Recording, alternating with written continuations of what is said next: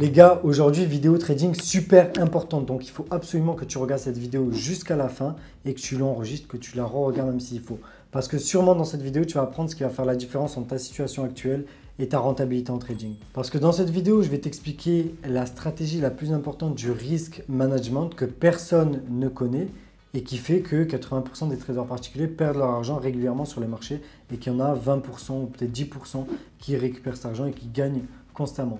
En fait, on va parler de quelque chose qui est contre-intuitif et qui va te montrer comment en fait perdre plus souvent, ça va te faire gagner beaucoup plus d'argent sur du long terme. Et tout ça, c'est dû à une stratégie de risk management super importante qui va contre la logique humaine. Et je te promets qu'on va faire la vidéo le plus court et le plus simple possible. Donc, ce que je te propose, c'est qu'on passe de suite sur mon ordinateur pour que je t'explique tout ça avec des exemples concrets. Allez, c'est parti.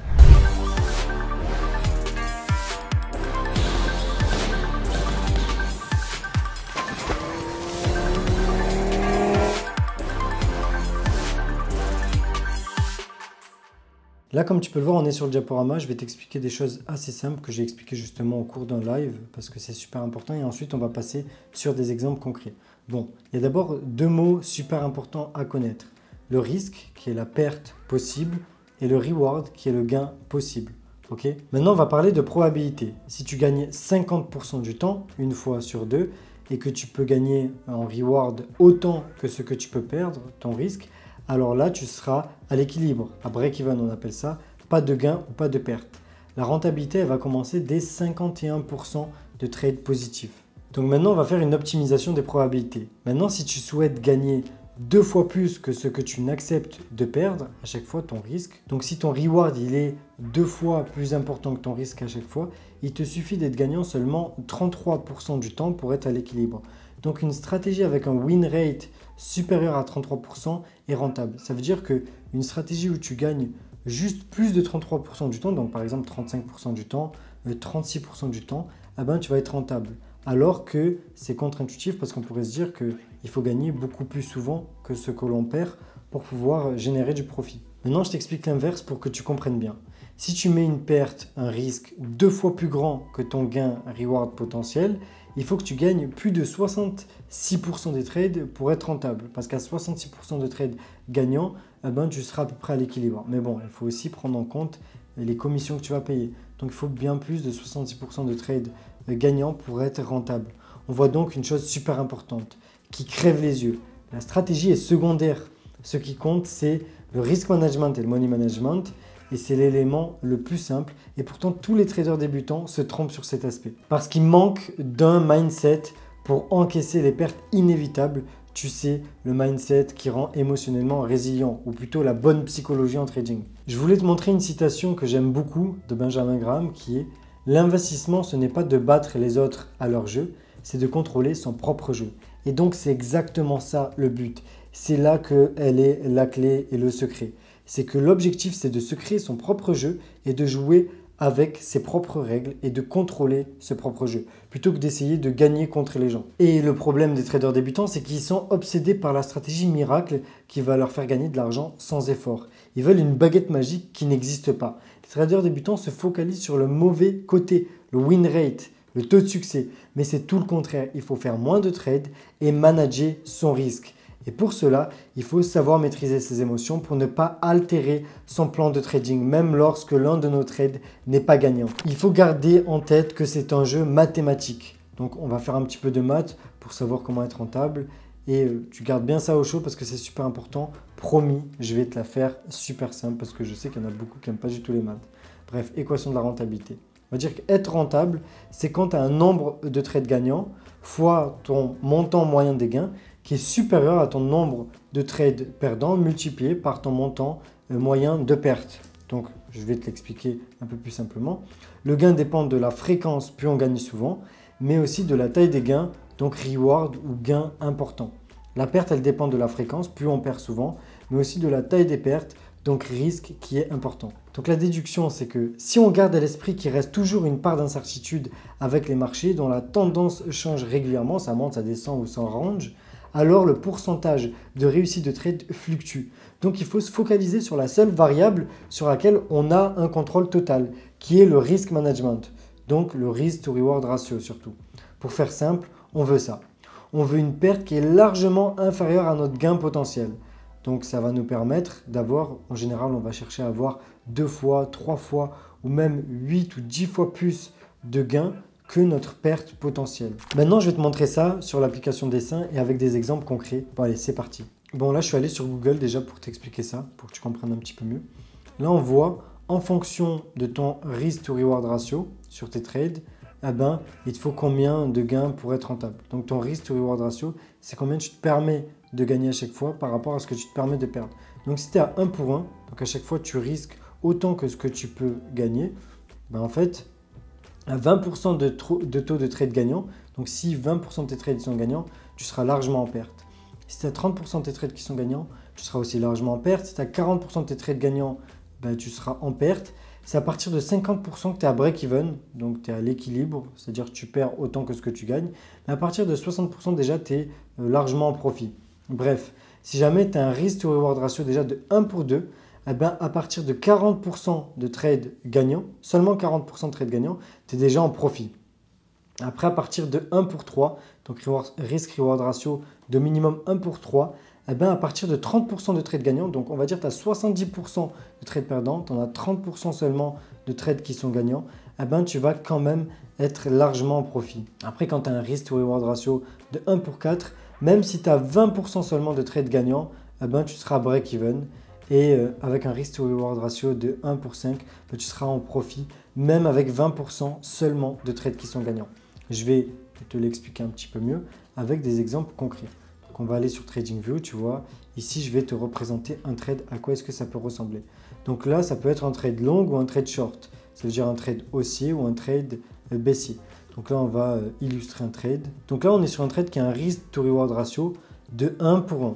C'est-à-dire que si jamais on se positionne dans ce trade à ce niveau-là, etc., et qu'on met notre stop loss à ce niveau et notre objectif ici, eh ben, on risque autant que ce qu'on peut gagner. Donc dans ce cas de figure, dans ce genre de trade, il faut qu'on ait plus de 50% de trades qui sont gagnants de ce type-là pour être rentable. Mais notre but, c'est, comme on ne peut pas contrôler le taux, le win rate, c'est-à-dire le taux de trades qui vont être rentables, c'est d'essayer de se positionner à chaque fois au moment parfait qui va nous donner un risk to reward ratio super intéressant, avec un stop loss assez serré, un objectif beaucoup plus loin et donc un risk to reward ratio beaucoup plus important. Comme là par exemple, je vais t'identifier un trade, là on a un risk to reward ratio de 1 pour 4, c'est-à-dire on peut gagner 4 fois plus que ce qu'on risque, c'est écrit ici. Donc ça veut dire qu'avec ce genre de trade, si on fait tout le temps des trades de ce type, eh ben, il va nous falloir seulement, il me semble, 20%, on va venir le voir ici, il va nous falloir seulement 30% de trades qui vont être gagnants pour être largement rentables. Donc tu pourras le comprendre que le but, c'est pas de faire que trader, de faire que se positionner partout. C'est vraiment de se positionner au bon moment qui t'offre une possibilité, un potentiel de gain largement supérieur à ton potentiel de perte. Bien sûr que ça, il faut l'adapter à la situation. Il ne faut pas se positionner n'importe où et avoir un risk to reward ratio super important. Il faut se positionner au bon endroit qui donne un risk to reward ratio important. Ça, je ne peux pas t'expliquer tout ça dans cette vidéo, mais n'hésite pas à me le dire en commentaire si jamais tu veux que je te fasse une vidéo à ce sujet pour t'expliquer comment trouver les trades justement où tu as des super bons risk to reward ratio. Parce que là, en soi, on peut se positionner un peu n'importe où. On peut se dire, voilà, là, je me positionne à l'achat avec un risk to reward ratio important, avec un stop loss serré. Tu vois, mais on peut en faire plein des trades comme ça et faire que perdre si on ne sait pas comment se positionner. On peut avoir au final 90% de trades perdants et quand même ne pas être rentable. Mais bon, au moins en ayant le contrôle sur ça, sur le risk to reward ratio, eh ben, on aura plus de chances qui vont être de notre côté parce qu'on aura créé notre propre jeu. Mais l'idée, c'est de se positionner voilà, au niveau de prix où ça vaut le coup, où on a un bon risk to reward ratio. Maintenant, je vais te montrer des exemples concrets. Comme ça, tu vas comprendre comment j'ai gagné et perdu de l'argent sur des trades. Donc voilà, là tu peux voir 2 trades que j'avais effectués sur cette paire. Et ensuite, on va voir 2 trades que j'ai fait simultanément sur une autre paire. Donc sur USD CAD et là on est sur AUD CAD. Bon, c'est 2 paires qui sont corrélées. Donc ce que j'avais fait, c'est que j'avais limité mon risque. Mais pour la simulation, pour que ce soit beaucoup plus simple dans cette vidéo, je vais faire comme si j'avais risqué 1% sur le premier trade. Okay, donc 1% de mon capital. Donc sur le premier trade qui est là, grâce à une bonne stratégie, bon, on ne va pas expliquer en détail la stratégie là, mais je pouvais me positionner avec un bon risk reward ratio parce que mon risque, il se définissait ici, il est situé ici, mon stop loss, et mon objectif ici. Donc j'avais un RR, donc ici tu peux le voir, de 4,6. Donc je pouvais gagner 4,6 fois plus que ce que je risquais. Donc pour 1 de risqué, je pouvais gagner 4,6 fois plus.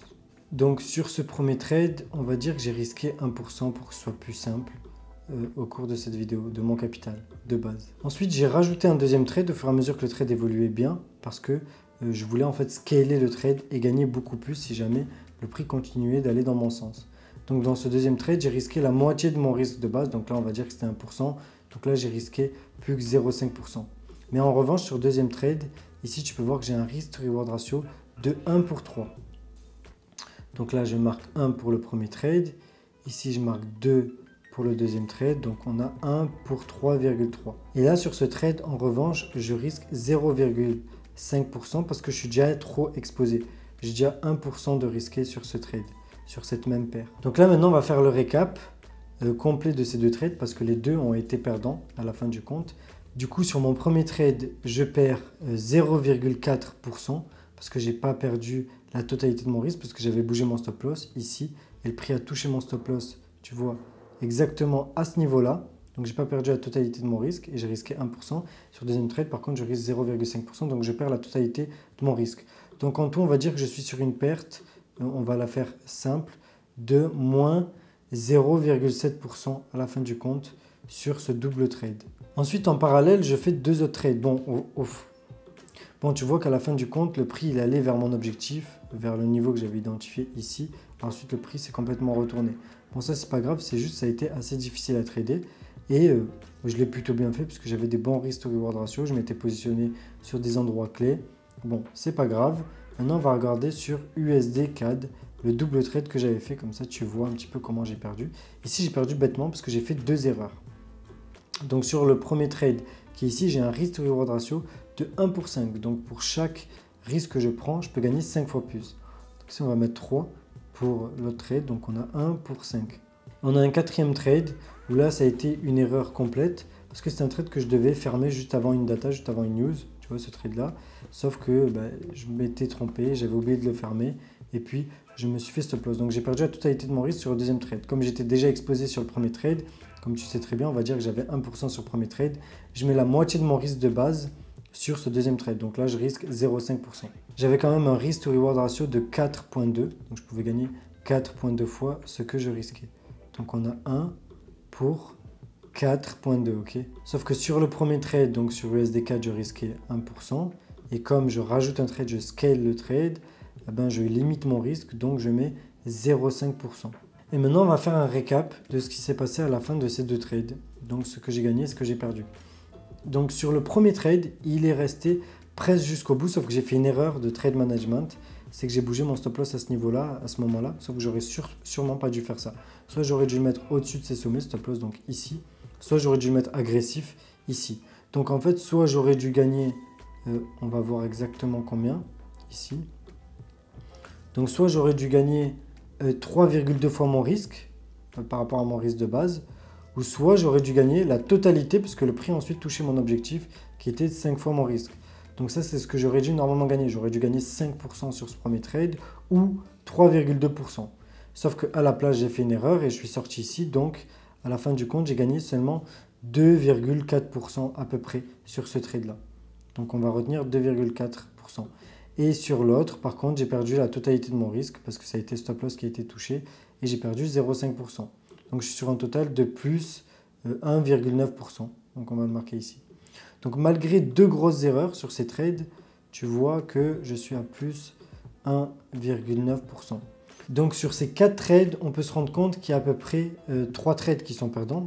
Parce qu'il y en a 3 qui sont perdants. Il y avait ce premier trade-là qui était perdant, ce deuxième trade-là qui était perdant, ce trade-là qui était gagnant et le dernier trade qui était perdant. Donc 75% de trades perdants et on arrive quand même à la fin du compte avec un profit net d'à peu près 1,7%. Pas un profit net, je voulais dire un profit brut, mais d'1,2% parce qu'on a perdu 0,7% sur nos deux premiers trades et on a gagné 1,9% sur nos deux autres trades. Sauf qu'en réalité, ça aurait dû être bien plus. Le profit net sur ces 4 trades, ça aurait dû être ici donc 5%. Donc 5% moins les 0,5, 4,5% moins les 0,7. On aurait dû être à 3,8% à peu près de profit brut sur tous ces trades, mais juste à cause de 2 grosses erreurs que j'ai faites, eh ben, je me retrouve quand même en profit. Malgré des erreurs, malgré beaucoup plus de trades perdants que de trades gagnants, eh ben, on arrive à se retrouver en profit. Pourquoi? Parce qu'on avait bien choisi les trades et parce qu'on avait des risk to reward ratio qui étaient super intéressants, et aussi parce qu'on avait un bon money management, parce que quand on a scalé les trades, eh ben, on a limité notre risque à chaque fois qu'on rajoutait d'exposition sur des trades. Donc voilà, ça c'est super important que tu te rends compte du bilan qui est ici. J'espère que tu as bien compris. Pourquoi? Parce qu'on a 4 trades au total. Regarde, ce trade là qui est gagnant, sauf que ce trade là, je l'ai coupé bêtement ici. Voilà, à ce niveau là, au niveau de cette ligne rouge. Voilà, on a ce trade là qui est perdant. Ensuite, les 2 autres trades aussi qui étaient perdants sur AUD-CAD. On va retourner dessus quand même pour bien les voir. Et on avait nos 2 petits trades perdants ici. Voilà. Un, on a bien géré le trade au début, et un, on a perdu la totalité du risque. Donc bien sûr que malgré 75% de trades perdants, on est quand même en profit grâce à des bons risk to reward ratio et grâce aussi à une bonne gestion des trades et à une bonne optimisation du money management, c'est-à-dire quand on augmente les trades, eh ben, on réduit le risque. Bref, tout ça c'est des choses aussi que je peux t'expliquer en détail dans les vidéos. Je peux t'expliquer comment trouver ce genre de trade, comment se positionner à ce genre de niveau-là. Je peux t'expliquer comment avoir le bon money management, donc comment savoir quel risque mettre sur chaque trade en fonction des autres trades qui sont en cours, en fonction des corrélations, en fonction de si jamais on scale le trade, c'est-à-dire on augmente la taille de position. Il y a plein de facteurs. N'hésite pas à me dire en commentaire ce que tu voudrais que je t'explique prochainement sur YouTube. Bref, on se retrouve en face de la caméra pour la fin de la vidéo. C'est parti. Voilà, on en arrive à la fin de la vidéo, mais avant de conclure, n'hésite surtout pas à checker dans la description de la vidéo parce que tu vas trouver énormément de valeur. Tu vas trouver par exemple la formation 100% gratuite en trading pour pouvoir te former en autodidacte. Et à chaque vidéo YouTube, comme tu le sais, c'est le cas aujourd'hui, ben, je réouvre quelques places d'accès au programme de formation privée. Et donc, c'est sur candidature. Donc, tu peux postuler. Je vais lire toutes les candidatures, ça ne te coûte rien, tu n'as rien à perdre. Et si jamais tu es sélectionné, tu as la chance d'être sélectionné, ben tu pourras intégrer ce programme de formation privée. Mais tu vas aussi retrouver plein d'autres liens utiles dans la description. Tu vas pouvoir retrouver le lien d'accès au Telegram public, le lien d'accès à mon Telegram privé, mon Instagram, mon TikTok, plein de contenus donc gratuits, payants. Tu vas tout avoir dans la description de la vidéo. Surtout, mets-moi un maximum de pouces bleus si la vidéo t'a plu et n'oublie surtout pas de t'abonner, d'activer la cloche de notification juste en dessous pour ne pas manquer les prochaines vidéos. D'ailleurs, pose-moi aussi toutes tes questions en commentaire, je vais essayer d'y répondre au plus vite. Et même si jamais tu as des suggestions, donc des idées de prochaines vidéos YouTube, n'hésite pas à me les dire en commentaire. Bon, sur ce, c'était Idriss, on se retrouve dans une prochaine vidéo. Allez, ciao!